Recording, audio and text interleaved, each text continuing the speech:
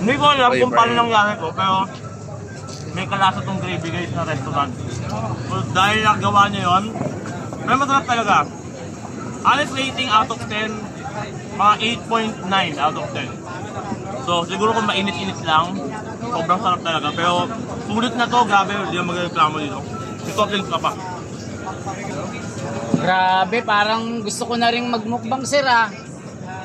Kaya mo, pwede kong gawin after ng live namin. O habang nag-live kami, kakain ako na yun.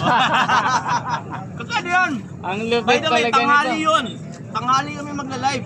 So sakto, pwede kong pananghalian to dati. Sir, ilan ang followers mo sa TikTok sir? As of now, 3.2 million po. Ay, isipin mo, grabe na ito. Pre, talo ka pre.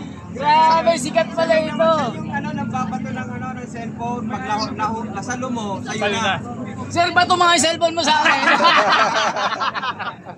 Mga verified badge naman yan. So, this June 6, abangan ninyo guys. Sobrang tinya. First time ko to gagawin.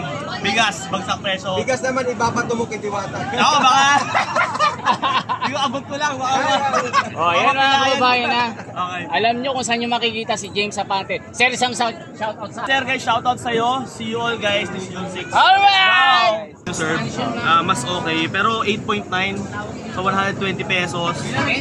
Cannot complain guys. Sobrang sulit na talaga nito. And ito sasabihin ko sa inyo yung pares gusto ko talaga siya kasi ayoko talaga ng pares na malapot.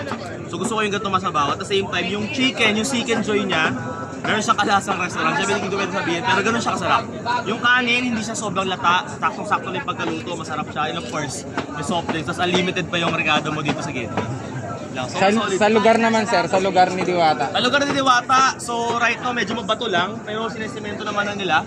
So, super no, I cannot complain at all guys with the price. So, sobrang sulit na neto. And usually talaga yung mga paresan, mas gusto ko siyang kainin sa ganito.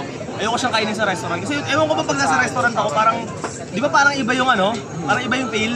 So, parang mas gusto ko na parang street talaga siya doon naman talaga sumikot yung pares talaga sa street lang So, mas gusto ko yung mga ganito. Thank you sir, salamat ulit. Okay.